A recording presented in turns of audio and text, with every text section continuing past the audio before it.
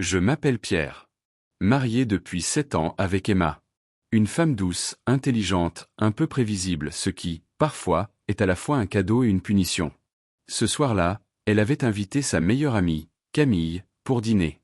Je connaissais Camille depuis longtemps, mais jamais vraiment regardé. Enfin, pas comme ce soir-là. Elle est arrivée en robe noire, simple, mais faite pour troubler les hommes mariés.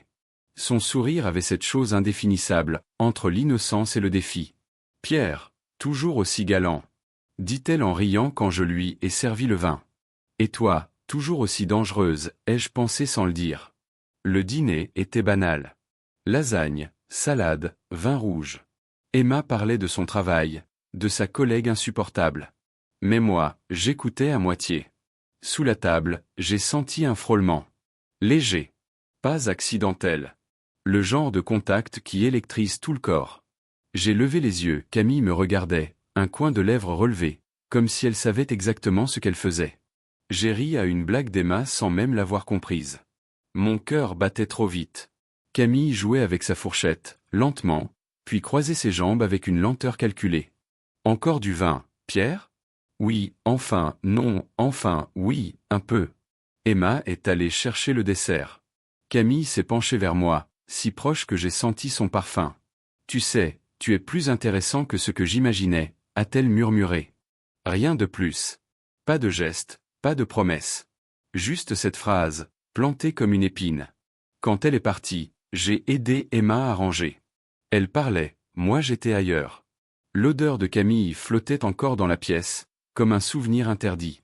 Et je savais, au fond, que quelque chose venait de commencer.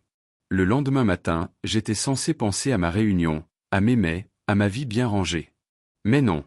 Mon cerveau tournait en boucle autour d'un simple regard, d'une phrase soufflée entre 2 verres de vin. Vers midi, notification. Camille, merci pour hier soir. C'était délicieux. Enfin, le dîner, bien sûr. Je souris comme un idiot. Et je me détestais aussitôt pour ça. Je tapais. Avec plaisir. Emma était contente de te voir. Elle répondit presque aussitôt. Et toi ? Tu étais content ? Il y avait 1000 façons de lire cette question. J'ai choisi la plus dangereuse. Oui, très. Elle envoya un émoji clin d'œil. Ce petit symbole ridicule qui a plus de pouvoir qu'un discours entier. Les jours suivants, c'est devenu une habitude. Des messages courts, légers, parfois ambigus.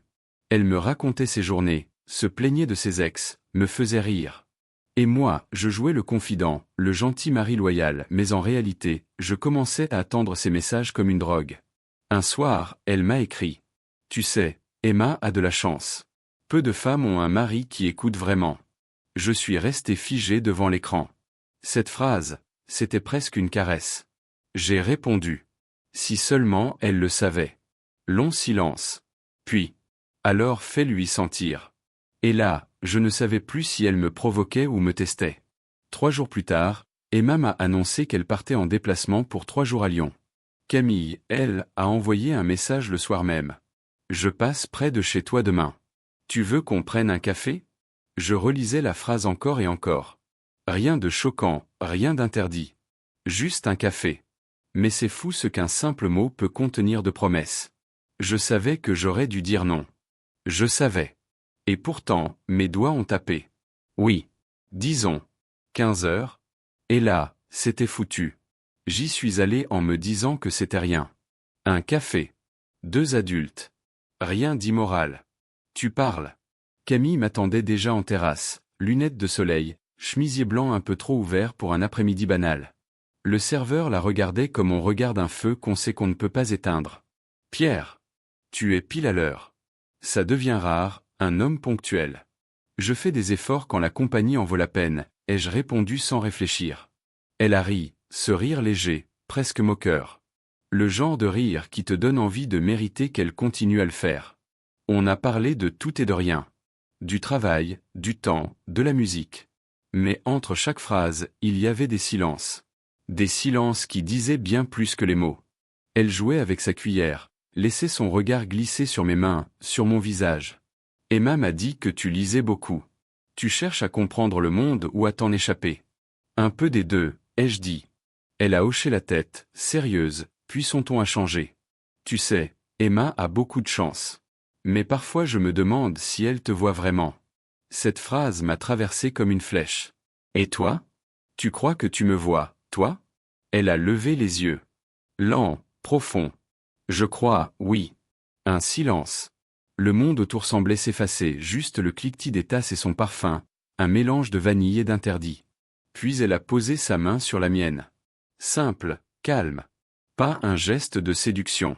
Un geste humain. Mais c'était pire. Parce qu'il disait, je sais que tu brûles et je brûle aussi. J'ai retiré ma main. J'ai payé. On s'est levé. Tu veux que je te raccompagne? A-t-elle demandé. Non, ça va. Il vaut mieux pas. Elle a souri. Comme tu veux. Mais tu reviendras. Et elle est partie. Je l'ai regardée s'éloigner, la lumière de l'après-midi dessinant sa silhouette. Et pour la première fois depuis longtemps, je me suis senti vivant. Dangereusement vivant. Il pleuvait ce soir-là, une pluie serrée, continue, qui lavait les rues comme si la ville voulait se débarrasser de ses péchés. Emma m'avait prévenu, je vais rentrer tard, ne m'attends pas. Très bien. J'ai ouvert une bouteille. J'ai mis un disque de jazz. Et j'ai essayé de ne penser à rien. Vers 22 heures, la sonnette a retenti. Je croyais à un livreur perdu. C'était Camille. Trempée. Les cheveux collés à son visage, le manteau dégoulinant. Je passais par là. La pluie m'a surprise. Par là? À 22 heures? Tu veux que je reparte? J'ai hésité 2 secondes de trop. Entre. Elle s'est déchaussée, a ri en voyant son reflet dans la vitre. Je ressemble à un chat noyé. Un très joli chat, ai-je dit avant de pouvoir me taire. Je lui ai donné une serviette, puis un verre. Elle a bu, lentement, en fixant la pluie derrière la fenêtre. Le silence s'est installé, confortable d'abord, puis dangereux. Emma n'est pas là? Non. Dommage, a-t-elle soufflé, et son sourire disait le contraire. Le jazz tournait encore, une trompette un peu triste. Elle a commencé à bouger, doucement, un pas, puis 2. Tu danses, Pierre? Je ne danse jamais. Ce soir, si. Elle m'a pris la main. Sa peau était chaude malgré la pluie. Je sentais l'alcool, la vanille, la tentation. Nos corps se sont rapprochés, sans effort, comme si tout avait été décidé depuis des semaines. Elle a posé la tête contre mon épaule, puis a murmuré. Tu penses à elle? Toujours. Alors pense à moi 1 minute. Juste une. C'est fou comme 1 minute peut durer une éternité. Nos lèvres se sont trouvées, d'abord hésitantes, puis sûres d'elles. Pas de brutalité, juste cette urgence d'exister autrement. Je me suis reculé, haletant. Camille, on ne peut pas. Mais on le fait déjà. Elle avait raison. Le mal était fait bien avant le premier baiser. Ce n'était pas la chair, c'était le moment où j'avais commencé à attendre ses messages, ses regards, ses silences. Puis, comme dans un film mal monté, le téléphone a vibré. Emma. Je n'ai pas répondu. Le son seul suffisait à nous ramener sur terre. Camille a soufflé, s'est écartée, a attrapé son manteau. Il vaut mieux que je parte. Oui. Elle s'est arrêtée sur le pas de la porte. Pierre. Oui. Tu ne me détestes pas trop? Pas assez. Elle a souri tristement. La porte s'est refermée. Je suis resté là, seul, le goût du vin et d'elle sur les lèvres, la pluie cognant toujours contre les vitres.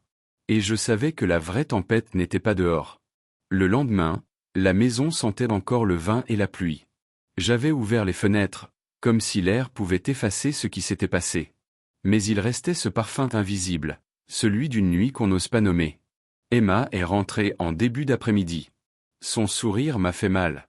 Elle parlait, heureuse, légère, tandis que je me tenais là, coupable, immobile, à moitié absent. J'ai hoché la tête, ri au bon moment, dit ce qu'il fallait dire. Et pourtant, j'étais ailleurs, dans un espace suspendu entre le souvenir et la honte. Les jours suivants ont glissé dans une lenteur étrange. Je me levais, je travaillais, je parlais, mais tout sonnait creux. Camille n'a pas écrit. Pas un mot. Pas un message. Comme si tout cela n'avait jamais existé. Et c'était sans doute ce qu'il fallait. Mais le silence d'une personne qui t'a troublé est pire qu'un reproche. Il laisse la place à l'imagination, aux scénarios absurdes, aux phrases qu'on invente pour combler le vide. Je pensais à elle au moment le plus idiot, en versant le café, en conduisant, en entendant une chanson. Emma, elle, commençait à sentir que quelque chose n'allait pas. Elle me regardait parfois avec une expression que je ne comprenais pas tout à fait, méfiance ou tristesse, peut-être les deux. Elle essayait de parler, et moi je fuyais la conversation, prétextant la fatigue, le travail, n'importe quoi pour éviter ce qui aurait pu tout faire exploser. La nuit, je faisais semblant de dormir.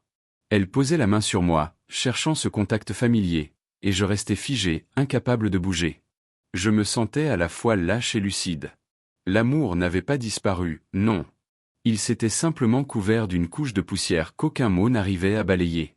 Un soir, j'ai croisé Camille par hasard, dans une rue du centre.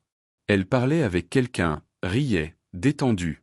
Elle m'a vu, a hésité une seconde, puis a détourné les yeux. Ce simple geste m'a coupé le souffle. J'étais devenu un fantôme dans une histoire qu'elle avait déjà rangée dans un tiroir. Je suis rentré chez moi, vidé. Emma lisait sur le canapé. Elle a levé les yeux, a souri. J'ai eu envie de tout dire. De vider la faute, de demander pardon. Mais les mots se sont noyés avant d'atteindre ma bouche. Le silence était plus fort. Il s'installait entre nous comme une troisième personne, invisible mais présente à chaque repas, à chaque nuit, à chaque respiration. Et c'est là que j'ai compris. Parfois, on ne paie pas pour ce qu'on fait, mais pour ce qu'on ne dit pas. La vérité ne frappe jamais quand on l'attend. Elle choisit toujours le moment le plus banal, le plus vulnérable. Ce soir-là, c'était une fête d'anniversaire. Un ami commun, de la musique, du vin, des rires forcés. Emma m'avait entraîné presque malgré moi. J'aurais préféré rester chez nous, à contempler ma culpabilité tranquille. Et puis, il y avait elle. Camille. Quand je l'ai vue entrer, j'ai senti ce léger vertige, ce mélange de peur et de nostalgie. Elle portait une robe claire, souriait, naturelle, comme si rien n'avait jamais existé. Elle a salué tout le monde, sans insister sur moi. Pourtant, dans son regard, il y avait un éclat, une étincelle minuscule, à peine perceptible, mais suffisante pour tout rallumer. J'ai passé la soirée à éviter ses yeux. Emma, elle, rayonnait. Elle parlait, riait, buvait un peu plus que d'habitude.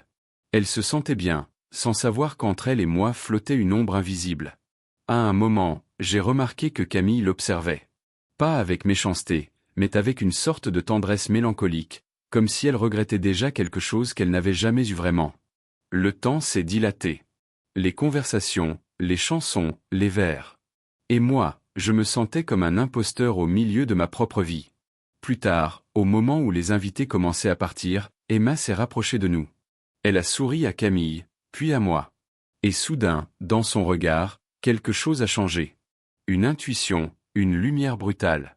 Peut-être un geste, une respiration trop courte entre moi et Camille, un souvenir qui traversait nos visages.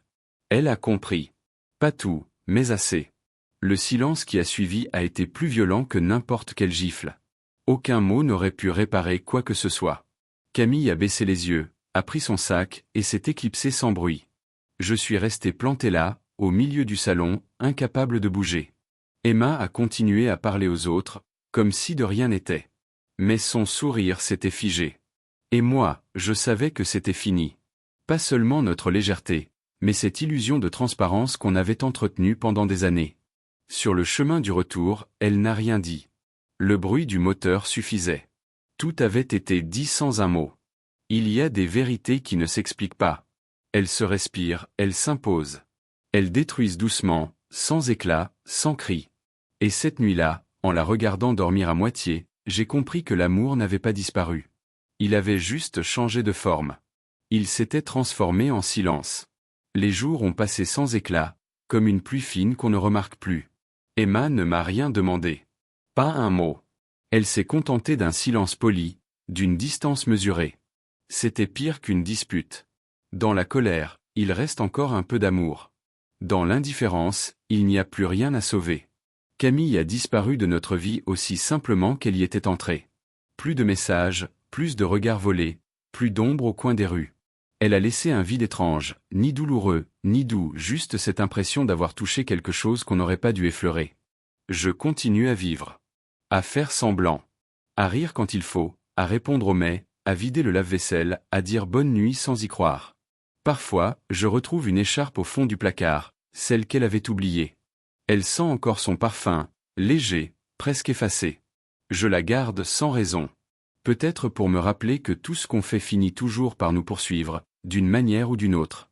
Je ne cherche pas d'excuses. Ce n'était ni le destin ni la fatalité. Juste une faiblesse humaine, une soif d'être vu, désiré, vivant. Une erreur banale, presque ordinaire, mais qui laisse une cicatrice invisible. Ce qu'il reste aujourd'hui, c'est le silence. Pas celui du vide, mais celui des choses qu'on comprend trop tard. Et parfois, au milieu de la nuit, je me surprends à penser. Si c'était à refaire. Je ne sais toujours pas ce que je ferais.